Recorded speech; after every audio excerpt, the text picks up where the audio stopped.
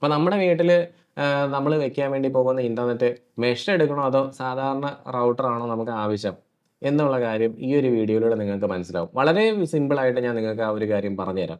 അതുപോലെ തന്നെ നിങ്ങൾ വളരെ വലിയൊരു കോംപ്ലക്സ് നെറ്റ്വർക്ക് സെറ്റപ്പാണ് ബിൽഡ് ചെയ്യാൻ വേണ്ടി പോകണമെന്നുണ്ടെങ്കിൽ ആ കാര്യവും ഞാൻ നിങ്ങൾക്ക് പറഞ്ഞുതരാം. അതായത് ഇത് ഒമായുടെ കൺട്രോളറാണ്, OC200 എന്നുള്ള ഡിവൈസാണ്. ഇത് എവിടെയാണ് നമുക്ക് ആവശ്യം വരുന്നത്? അപ്പോൾ 2 രീതിയിലുള്ള ആളുകളാണ് എൻ്റെ വീഡിയോ കണ്ടുകൊണ്ടിരിക്കുന്നത്. ഒന്ന് സാധാരണ ഇതിനെപ്പറ്റി ഒന്ന് ചുമ്മാ മനസ്സിലാക്കാൻ വേണ്ടി വരുന്ന ആൾക്കാരും, കുറച്ച് ഡീറ്റെയിൽ ആയിട്ട് ഇതിനെപ്പറ്റി മനസ്സിലാക്കാൻ വേണ്ടി വരുന്നവരും. 2 പേരെ നിരാശപ്പെടുത്തുന്നില്ല. ഇന്നത്തെ വീഡിയോയിൽ നമ്മൾ 2 രീതിയിലും ഞാൻ ഈ ഒരു വീഡിയോയിലൂടെ തന്നെ ഞാൻ കാര്യങ്ങൾ നിങ്ങൾക്ക് പറഞ്ഞുതരാം. ഓക്കെ. അപ്പോൾ ആദ്യം നമ്മൾ നോക്കാൻ വേണ്ടി പോകണം, നിങ്ങളുടെ വീട്ടിലേക്ക് നിങ്ങൾ വൈഫൈ എടുക്കാൻ വേണ്ടി പോവുകയാണ്. ഈ മെഷ് എന്താണെന്ന് ആദ്യം നോക്കാം. അപ്പോൾ ഒരു വളരെ കുഞ്ഞൊരു വീടാണ് നിങ്ങൾക്കുള്ളത്. ഒരു നിങ്ങൾക്ക് വീടിൻ്റെ ഉള്ളിലേക്ക് റൂമിൻ്റെ ഉള്ളിലേക്ക് ഇരിക്കുമ്പോഴത്തേക്കും വൈഫൈയുടെ ഒന്നും ആവശ്യമില്ല. നിങ്ങൾ ആ ഹോളിൽ ഇരിക്കുന്ന സമയത്ത് മാത്രം ഒന്ന് ഇൻ്റർനെറ്റ് യൂസ് ചെയ്യുന്നുള്ളതുണ്ടെങ്കിൽ നിങ്ങൾ ഈ മെഷ് സാധനമൊന്നും എടുക്കാൻ വേണ്ടി പോകേണ്ട ഒരു ആവശ്യമില്ല. നമ്മുടെ ജിയോയും എയർടെലും കേരള വിഷനൊക്കെ തരുന്ന ആ ഒരു റൗട്ടറിനകത്ത് അവർക്ക് ഒരു വൈഫൈ അവർ തരുന്നുണ്ട്. അത് നമുക്കൊരു ആ ഒരു റൗട്ടർ വെച്ചിരിക്കുന്നതിൻ്റെ ഒരു 10-15 മീറ്ററിൻ്റെ ഉള്ളിലൊക്കെ സുഖമായിട്ട് നമുക്ക് ഇൻ്റർനെറ്റ് യൂസ് ചെയ്യാൻ പറ്റുന്ന ഒരു ഡിവൈസ് തന്നെയാണ്. അപ്പോൾ പിന്നെ മെഷിനെ പറ്റി നമ്മൾ ചിന്തിക്കേണ്ട ആരാണ്? നമ്മൾ മെഷ് എടുക്കേണ്ടത് നമുക്ക് 2 നിലയും 3 നിലയൊക്കെ നമ്മുടെ വീട് വരുന്നുണ്ടെങ്കിലും നമ്മുടെ വീടിൻ്റെ ഉള്ളിൽ ഓരോ റൂമിലും ഇരുന്നിട്ട് നമുക്ക് ഇൻ്റർനെറ്റ് യൂസ് ചെയ്യാൻ സാധിക്കണം എന്നുണ്ടെങ്കിലൊക്കെയാണ് നിങ്ങൾക്ക് ഈ മെഷിൻ്റെയൊക്കെ ആവശ്യം വരുന്നത്. അപ്പോൾ മെഷ് എന്ന് പറഞ്ഞാൽ ഒന്നിൽ കൂടുതൽ ആക്സസ് പോയിന്റുകൾ. അത് ഇതേപോലെയുള്ള ഞാനിവിടെ ഒരെണ്ണം കൊണ്ടുവന്നിട്ടുണ്ട്. ഇത് കണ്ടോ, TP-Linkൻ്റെ AC12000 വരുന്ന വളരെ കുറഞ്ഞ മോഡലാണ്. ഒരു ഔട്ട്ഡോർ EAP225 എന്ന് പറയുന്ന ഒരു ആക്സസ് പോയിന്റ്. ഇത് കണ്ടോ, ഇത് വീടിൻ്റെ പുറത്ത് വയ്ക്കുന്ന ടൈപ്പുള്ള ഒരു ആക്സസ് പോയിന്റാണ്. ഇതേപോലെ നമുക്ക് വീടിൻ്റെ ഉള്ളിൽ വയ്ക്കുന്ന ആക്സസ് പോയിന്റ് വരുന്നുണ്ട്. EAP225 തന്നെ വേറൊരു മോഡൽ വരുന്നുണ്ട്. 230 എന്ന് പറഞ്ഞ വേറൊരു മോഡലുണ്ട്. EAP650 എന്ന് പറഞ്ഞ വേറൊരു സീലിംഗ് മൗണ്ട് ആക്സസ് പോയിന്റ് വരുന്നുണ്ട്. അങ്ങനെ പല പല ആക്സസ് പോയിന്റുകൾ വരുന്നുണ്ട്. അപ്പോൾ എന്താണ് ഈ ആക്സസ് പോയിന്റ്? ഇതേപോലെയുള്ള ഡിവൈസുകളാണ്. ഇതിനെ നമ്മൾ ഒരു നെറ്റ്വർക്ക് സ്വിച്ചിലേക്ക് കണക്ട് ചെയ്ത് വെച്ചിട്ട് നമ്മൾ വീടിൻ്റെ ഉള്ളിൽ നെറ്റ്വർക്ക് എല്ലാ ഡിവൈസുകളിലേക്കും ഒരേപോലെ നെറ്റ്വർക്ക് വരും. അതായത് നമ്മൾ ഈ വെക്കാൻ വേണ്ടി പോകുന്ന ഓരോ ഡിവൈസുകളും ഓരോ നോഡ് എന്നാണ് പറയുന്നത്. അതായത് നമ്മളിപ്പോൾ നമ്മുടെ റൂമിൻ്റെ ഉള്ളിൽ ഒരു ഡിവൈസ് കൊണ്ടുവച്ചു, ഹോളിൽ നമ്മളൊരു ഡിവൈസ് വെച്ചു, 2ാം നിലയിൽ കയറ്റിയിട്ട് അവിടെ ഹോളിൽ ഒരെണ്ണം കൊടുത്തു, അവിടെ ഉണ്ടായിരുന്ന റൂമിൽ വേറെ ഒരെണ്ണം വെച്ചു. അങ്ങനെ നമുക്ക് 4 ഡിവൈസ് ഉണ്ട്. ഈ 4 എണ്ണത്തിനൂടെ കൂടിയിട്ട് നമ്മുടെ ഫോണിൽ കാണിക്കുന്നത് ഒരൊറ്റ പേര് മാത്രമായിരിക്കും. അതിനെയാണ് നമ്മൾ ഈ SSID എന്ന് പറയുന്നത്. അപ്പോൾ ഒരു പേര് മാത്രമേ ഉള്ളൂ. നമ്മൾ അതിലേക്ക് ഒരു പാസ്വേഡും കൊടുത്തിട്ട് ചെന്ന് കഴിഞ്ഞാൽ നമ്മൾ താഴത്തിരിക്കുമ്പോഴും മുകളിലിരിക്കുമ്പോഴും ഒന്നും തന്നെ നമുക്ക് പേര് മാറ്റി മാറ്റി ഇങ്ങനെ ഞെക്കി കൊടുക്കേണ്ട ആവശ്യമൊന്നും വരുന്നില്ല. എവിടെ പോയാലും കംപ്ലീറ്റ് ഇൻ്റർനെറ്റ് ആണ്. അപ്പോൾ ഡെഡ് സോൺ ഇല്ലാതെ ഇൻ്റർനെറ്റ് കിട്ടും. നമ്മൾ എവിടെയെങ്കിലും പോയി ഏതെങ്കിലും മൂലയ്ക്ക് ഇരിക്കുമ്പോൾ ഇൻ്റർനെറ്റ് കിട്ടാതെ വരുന്നുണ്ടെങ്കിൽ അവിടെ ആ ഒരു മൂലയെ വിളിക്കുന്ന പേരാണ് നമ്മൾ ഈ പറയുന്ന ഡെഡ് സോൺ എന്ന് പറയുന്നത്. അപ്പോൾ ഡെഡ് സോൺ നമുക്ക് ഇല്ലാതെയാവും. ഈ ഡിവൈസുകളെല്ലാം പരസ്പരം ഇങ്ങനെ നെറ്റ്വർക്കിൽ കണക്റ്റഡ് ആയിരിക്കും. അപ്പോൾ എവിടെ ഇരുന്നാലും ഇൻ്റർനെറ്റ് കിട്ടുന്ന ഒരു വല പോലെ ഇതിങ്ങനെ കിടക്കുകയാണ്. അതാണ് ഈ മെഷ് എന്ന് ശരിക്കും പറയുന്നത്. അപ്പോൾ ഒന്നിൽ കൂടുതൽ ഡിവൈസുകൾ വരുന്നുണ്ടാവും. അതായത് മെഷ് വെച്ചാലും എന്ത് വെച്ചെന്ന് പറഞ്ഞാലും നമുക്ക് എന്താണോ ഇൻ്റർനെറ്റ് സർവീസ് പ്രൊവൈഡർ തന്നിരിക്കുന്നത്, അതായത് 100 MBPSൻ്റെ പ്ലാനാണോ, 60 MBPSൻ്റെ പ്ലാനാണോ, 40 MBPSൻ്റെ പ്ലാനാണോ നമ്മൾ നിൽക്കുന്നത്, ആ ഒരു വേഗത മാത്രമേ കിട്ടുള്ളൂ. മെഷ് വെച്ചുകൊണ്ട് പ്രത്യേകിച്ച് വേഗതയൊന്നും കൂടാൻ വേണ്ടി പോകുന്നില്ല. പക്ഷേ അതിനകത്ത് നമുക്ക് നെറ്റ്വർക്കിൽ ഒരു സ്റ്റെബിലിറ്റി കിട്ടും. എല്ലാ ഏരിയയിലോട്ടും നമുക്ക് ഇൻ്റർനെറ്റ് കിട്ടും. കുറച്ചും കൂടെ നമുക്ക് അതിനകത്ത് കൺട്രോൾ ഉണ്ടാവും. നമ്മുടെ നെറ്റ്വർക്കിനകത്ത് കുറച്ച് കൺട്രോൾ ഉണ്ടാവും. ഉദാഹരണത്തിന് പേരൻ്റൽ കൺട്രോളൊക്കെ നമുക്ക് കൊണ്ടുവരാൻ സാധിക്കും. അതായത് നമ്മുടെ കുട്ടികൾ ഇപ്പോൾ ഒരു പർട്ടിക്കുലർ ടൈമിൽ ഇൻ്റർനെറ്റ് ഉപയോഗിക്കേണ്ട, അങ്ങനെയാണെന്നുണ്ടെങ്കിൽ നമുക്കത് ബ്ലോക്ക് ചെയ്യാൻ പറ്റും. ചില സൈറ്റുകൾ നമുക്ക് ബ്ലോക്ക് ചെയ്യാൻ പറ്റും. ഇതൊക്കെയാണ് മെഷ് വെച്ചാൽ കിട്ടുന്ന ഒരു ഗുണം എന്ന് പറഞ്ഞാൽ. അപ്പോൾ നമുക്ക് വളരെ മിനിമം ആവശ്യമുള്ളതുണ്ടെങ്കിൽ മെഷ് നമ്മൾ ഉപയോഗിക്കേണ്ട ആവശ്യമില്ല. നോർമൽ വൈഫൈ മാത്രം ഉപയോഗിച്ചാൽ മതി. അപ്പോൾ നമുക്ക് പൈസ ലാഭിക്കാൻ പറ്റും. ഇനി ഞാൻ പറയാൻ വേണ്ടി പോകുന്ന കാര്യങ്ങൾ കുറച്ചും കൂടെ കോംപ്ലക്സ് ആയിട്ടുള്ള നെറ്റ്വർക്കിങ്ങിനെ പറ്റിയാണ്. അതായത് നിങ്ങൾക്ക് ഇച്ചിരി കൂടെ കൂടുതൽ കാര്യങ്ങൾ അറിയണം എന്നുള്ളവർ മാത്രം തുടർന്ന് ഈ വീഡിയോ ഇനി കണ്ടാൽ മതി.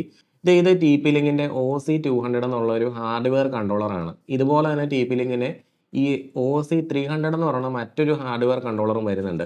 ഇതൊക്കെ ഉപയോഗിച്ചിട്ടും ഞങ്ങൾ വീടുകളും ഓഫീസുകളും ഫ്ലാറ്റുകളും ഒക്കെ ചെയ്ത് കൊടുക്കാറുണ്ട് നെറ്റ്വർക്കിങ്.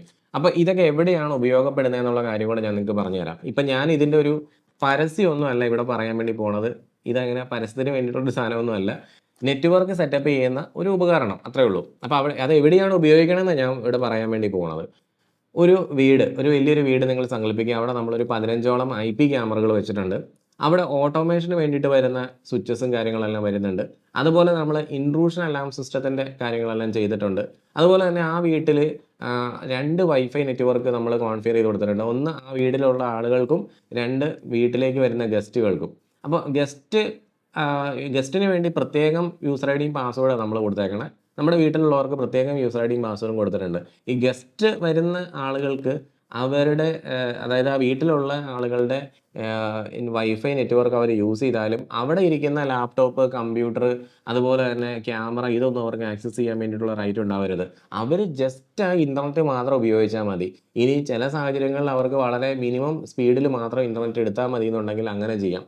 അതുപോലെ തന്നെ നമ്മൾ വെച്ചിരിക്കുന്ന ആക്സസ് പോയിന്റുകൾ ഇപ്പോൾ നമ്മളൊരു 8ഓളം ആക്സസ് പോയിന്റുകൾ അവിടെ കൊടുത്തിട്ടുണ്ട്. ഓരോ റൂമിനും നമ്മൾ സ്പെസിഫിക് ആയിട്ട് വാൾ പ്ലേറ്റ് ആക്സസ് പോയിന്റ് കൊടുത്തിട്ടുണ്ട്. അതായത് ഭിത്തിയിലേക്ക് നമ്മൾ സെറ്റ് ചെയ്തേക്കുന്ന ചെറിയ ആക്സസ് പോയിന്റുകൾ. അപ്പോൾ അതിനകത്ത് നിന്ന് അവർക്ക് വൈഫൈ കിട്ടും. അതുപോലെ തന്നെ ഹോളിലൊക്കെ നമ്മൾ വലിയ ആക്സസ് പോയിന്റുകൾ കൊടുത്തിട്ടുണ്ട്. പുറത്തേക്ക് നമ്മൾ ഔട്ട്ഡോർ ആക്സസ് പോയിന്റുകൾ കൊടുത്തിട്ടുണ്ട്.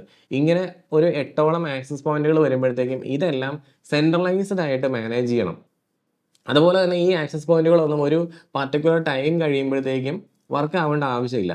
ഇങ്ങനെയൊക്കെ നമുക്ക് പോളിസി അടിസ്ഥാനത്തിലും ഇങ്ങനെയുള്ള ആ ഒരു അഡ്വാൻസ്ഡ് കോൺഫിഗറേഷൻസ് ഒക്കെ ചെയ്യാൻ വേണ്ടിയിട്ടൊക്കെയാണ് നമ്മൾ ഇതേപോലെയുള്ള കൺട്രോളറൊക്കെ ഉപയോഗിക്കുന്നത്. അപ്പോൾ ഇതൊക്കെ വെച്ച് കഴിയുമ്പോഴത്തേക്കും നമ്മുടെ നെറ്റ്വർക്ക് ഒന്നും കൂടെ വലിയ നെറ്റ്വർക്കായി മാറും. നല്ലപോലെ സ്റ്റെബിലിറ്റി ഉണ്ടാവും. പുറത്തുനിന്നൊന്നും ആർക്കും ഒരു സാധനവും നമ്മുടെ നെറ്റ്വർക്കിലോട്ട് കയറി അറ്റാക്ക് ചെയ്ത് ക്യാമറ ഒന്നും കാണാനൊന്നും പറ്റത്തില്ല. ഇതൊന്നും വലിയ റേറ്റ് ഒന്നും വരുന്നില്ല. 6500 രൂപ മാത്രമേ ഈ ഒരു സാധനത്തിന് വരുന്നുള്ളൂ. അപ്പോൾ നമ്മൾ ഒരു 1.5-2 ലക്ഷം രൂപയുടെയൊക്കെ ഒരു നെറ്റ്വർക്ക് നമ്മൾ സെറ്റപ്പ് ചെയ്ത് വെക്കുകയാണെന്നുണ്ടെങ്കിൽ ഇതൊക്കെ വളരെ ചെറിയൊരു തുക മാത്രമാണ്. നെറ്റ്വർക്ക് എന്ന് പറഞ്ഞാൽ ഞാൻ ഉദ്ദേശിച്ചത് ഈ വൈഫൈ നെറ്റ്വർക്ക് മാത്രമല്ല കേട്ടോ, നമ്മുടെ ക്യാമറയും എല്ലാം കൂടെ അതിനകത്ത് വരും. ഇതെല്ലാം നെറ്റ്വർക്കിംഗ് ഡിവൈസുകളാണ്. അപ്പോൾ ഇങ്ങനെ ഒരു കോംപ്ലക്സ് നെറ്റ്വർക്ക് സെറ്റപ്പ് ചെയ്യണ സമയത്തൊക്കെ ഇത് നമുക്ക് ആവശ്യം വരും. അതുപോലെ ആരൊക്കെ എത്രത്തോളം ഇൻ്റർനെറ്റ് യൂസ് ചെയ്യുന്നുണ്ട്, അതുപോലെ തന്നെ ഏതെല്ലാം സൈറ്റുകൾ നമുക്ക് ബ്ലോക്ക് ചെയ്യണം, എല്ലാ കാര്യങ്ങളും നടക്കും. അപ്പോൾ അത് വെറുതെ നടക്കുക എന്ന് വെച്ച് കഴിഞ്ഞാൽ ഇങ്ങനെ മാനേജ് ചെയ്യാൻ മാത്രമല്ല, അത് നമുക്ക് മോണിറ്റർ ചെയ്യാനും കൂടെ പറ്റും. അത് നമുക്കൊരു PC വെച്ചിട്ട് ചെയ്യേണ്ട ആവശ്യം വരുന്നില്ല. ഇപ്പോൾ TP-Link എന്നുള്ള കമ്പനി ഒരു സോഫ്റ്റ്വെയർ നമുക്ക് തരുന്നുണ്ട്, SDN കൺട്രോളർ. ആ സോഫ്റ്റ്വെയർ യൂസ് ചെയ്തുകൊണ്ട് ഒരു കമ്പ്യൂട്ടറിനകത്ത് നമുക്കിത് മാനേജ് ചെയ്യാൻ പറ്റും. ഈ ഒരു 6500 രൂപ നമ്മൾ മുടക്കേണ്ട ആവശ്യം വരുന്നില്ല. പക്ഷേ ഇത് മുടക്കുകയാണെന്നുണ്ടെങ്കിൽ നമുക്ക് റിയൽ ടൈം ഒരു കമ്പ്യൂട്ടർ ഇങ്ങനെ റൺ ചെയ്തുകൊണ്ടിരിക്കേണ്ട ആവശ്യം വരുന്നില്ല. അപ്പോൾ അതിനെപ്പറ്റി കുറേ കാര്യങ്ങൾ പഠിക്കാനുണ്ട്. എന്തായാലും അങ്ങനെയുള്ള കാര്യങ്ങളൊക്കെ ഞാൻ ട്രെയിനിങ് കൊടുക്കുന്നുണ്ട്. ഈ ഡിവൈസുകളിലെല്ലാം ഞാൻ ട്രെയിനിങ് കൊടുക്കുന്നുണ്ട്. അത് നിങ്ങൾക്ക് കാണണമെന്നുണ്ടെങ്കിൽ നിങ്ങൾ നെക്സ സിസ്റ്റത്തിൻ്റെ ചാനൽ മെമ്പറായിട്ട് മാറിയാൽ മതി.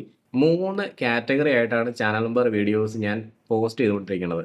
ഒന്ന് 159 എന്ന് പറഞ്ഞ ഒരു പ്ലാൻ. അതിനകത്ത് നമുക്ക് ബേസിക് ആയിട്ടുള്ള നെറ്റ്വർക്കിംഗ് വരുന്നുണ്ട്. പിന്നെ അതേപോലെ തന്നെ നമ്മുടെ അഡ്വാൻസ്ഡ് ലെവൽ IP ക്യാമറയുടെ സെറ്റപ്പ് വരുന്നുണ്ട്, VDP വരുന്നുണ്ട്. അപ്പോൾ ആ കാര്യങ്ങളെല്ലാം തന്നെ നമ്മൾ നേരത്തെ തുടർന്ന് പോകുന്ന പോലെ തന്നെ ഒരു മാസത്തിൽ ഒരു 4-5 വീഡിയോ വെച്ച് ഞാൻ ചെയ്തുകൊണ്ടിരിക്കും. പിന്നെ രണ്ടാമത്തെ പ്ലാൻ നിങ്ങൾ കണ്ടിട്ടുണ്ടാവും. അതിൽ ലോഗിൻ ചെയ്യുമ്പോൾ തന്നെ കാണിക്കുന്നുണ്ട് അത്. നമ്മുടെ നെറ്റ്വർക്കിംഗ് വരുന്നുണ്ട് 399 പ്ലാനിൽ. അതുപോലെ അഡ്വാൻസ്ഡ് ഒരു IP ക്യാമറ കോൺഫിഗറേഷൻ വരുന്നുണ്ട്, VDP വരുന്നുണ്ട്, കൺട്രോൾ പാനൽ നമ്മുടെ ഇൻട്രൂഷൻ അലാം സിസ്റ്റത്തിൻ്റെ കൺട്രോൾ പാനലും അതിൻ്റെ സെൻസറുകളും എല്ലാം വരുന്നുണ്ട്. പിന്നെ നമ്മുടെ ആക്സസ് കൺട്രോൾ മെഷീൻസ് വരുന്നുണ്ട്. അങ്ങനെ എല്ലാ സാധനങ്ങളും നമ്മൾ ഈ ഒരു 399 പ്ലാനിൽ വരും. അപ്പോൾ അത് നിങ്ങളൊരു ടെക്നീഷ്യനൊക്കെ ആണെന്നുണ്ടെങ്കിൽ, നിങ്ങൾ ടെക്നിക്കലി എന്തൂസിയാസ്റ്റിക് ആയിട്ട് ഒരാളൊക്കെ ആണെന്നുണ്ടെങ്കിൽ അത് നിങ്ങൾ എടുക്കുക. പക്ഷേ 159 പ്ലാനിൽ നിങ്ങളിപ്പോൾ IP ക്യാമറയൊക്കെ ആദ്യമായിട്ട് വെക്കാൻ വേണ്ടി പഠിക്കുന്നേ ഉള്ളൂ, അനലോഗ് ക്യാമറയൊക്കെ നിങ്ങൾ ചെയ്തുകൊണ്ടിരിക്കണം, നിങ്ങൾക്ക് വളരെ ബേസിക് ആയിട്ടുള്ള വർക്കുകൾ മാത്രമേ നിങ്ങൾ ചെയ്യണമെന്നുണ്ടെങ്കിൽ നിങ്ങൾ 159 പ്ലാനിൽ തന്നെ നിന്നാൽ മതി. നിങ്ങൾ ഈ ഒരു 399 പ്ലാനിലേക്ക് വരണ്ട. ഇപ്പോൾ 399 പ്ലാനിൽ വരുന്ന ആളുകൾക്ക് ആ കിടക്കുന്ന വീഡിയോസും കിട്ടും. അതിനേക്കാളും കുറേ കൂടെ അഡ്വാൻസ്ഡ് ആയിട്ടുള്ള കാര്യങ്ങൾ അവർക്ക് പഠിക്കാൻ പറ്റും. ഇനി നിങ്ങളൊരു സ്ഥാപനത്തിൻ്റെ ഓണർ ആണെന്നുണ്ടെങ്കിൽ, അല്ലെങ്കിൽ നിങ്ങൾക്ക് ബിസിനസ് മൈൻഡ് ആണുള്ളത്, നിങ്ങൾക്ക് ഒരു ബിസിനസ് സ്റ്റാർട്ട് ചെയ്യാൻ വേണ്ടിയിട്ടൊക്കെയാണ് നിങ്ങൾ പ്ലാൻ ചെയ്യണത്, പഠിക്കുന്നതെന്നുണ്ടെങ്കിൽ നിങ്ങൾ എൻ്റെ 799 പ്ലാനിലേക്ക് പോവുക. കാരണം നിങ്ങളെപ്പോലെ തന്നെ ഈ ഒരു സ്ഥാപനം റൺ ചെയ്തുകൊണ്ട് പോകുന്ന ഒരു വ്യക്തിയാണ് ഞാൻ. അപ്പോൾ എനിക്ക് എൻ്റെ ആ ഒരു എക്സ്പീരിയൻസ് ഓരോ കാര്യങ്ങളിലും ഉണ്ടാകുന്നതൊക്കെ ഞാൻ സ്പെഷ്യൽ ആയിട്ടുള്ള വീഡിയോസ് ആയിട്ട് അവിടെ ഈ 10 വീഡിയോ കൂടാതെ തന്നെ, അല്ലെങ്കിൽ 8 വീഡിയോ കൂടാതെ ഞാൻ ഷെയർ ചെയ്യും. ഇത് ജോയിൻ ചെയ്യാൻ വേണ്ടിയിട്ട് ഒരു പാടുമില്ല. സബ്സ്ക്രൈബ് ബട്ടനകത്തൊന്ന് ക്ലിക്ക് ചെയ്ത് കഴിഞ്ഞാൽ അവിടെ പിന്നെ നിങ്ങൾക്ക് തെളിഞ്ഞു വരുന്ന വിൻഡോ എന്ന് പറഞ്ഞാൽ ജോയിൻ എന്നായിരിക്കും. നിങ്ങൾ iPhone ആണ് യൂസ് ചെയ്യണമെന്നുണ്ടെങ്കിൽ നിങ്ങൾക്ക് അതിലൂടെ ജോയിൻ ചെയ്യാനുള്ള ഓപ്ഷൻ യൂട്യൂബ് കൊടുത്തിട്ടില്ല കേട്ടോ. അപ്പോൾ ഇതിൻ്റെ പേയ്മെൻ്റ് ഒന്നും എനിക്കല്ല വരുന്നത്, ഡയറക്റ്റ് ആയിട്ട് യൂട്യൂബിലേക്കാണ് പോകുന്നത്. ഇതിൻ്റെ പേയ്മെൻറ്റ് ഗേറ്റ്വേ എല്ലാം കൺട്രോൾ ചെയ്യുന്നത് ഗൂഗിൾ തന്നെയാണ്. അതുകൊണ്ട് ഒന്നും പേടിക്കേണ്ട ആവശ്യമില്ല. ഓട്ടോമാറ്റിക് ആയിട്ട് നിങ്ങളുടെ അക്കൗണ്ടിൽ നിന്ന് എമൗണ്ട് ഡെബിറ്റ് ആവുന്ന രീതിയിലായിരിക്കും വരുന്നത്. അപ്പോൾ താല്പര്യമുള്ളവർ അതിനകത്ത് ജോയിൻ ചെയ്യുക. ഓക്കെ, അപ്പോൾ എന്തായാലും ടെക്നിക്കൽ ആയിട്ടുള്ള കൂടുതൽ കാര്യങ്ങളെപ്പറ്റി ഞാൻ നിങ്ങൾക്ക് അതിനകത്തൂടെ പഠിപ്പിച്ചു തരാം. അപ്പോൾ എല്ലാവർക്കും നല്ലൊരു ദിവസം ആശംസിക്കുന്നു.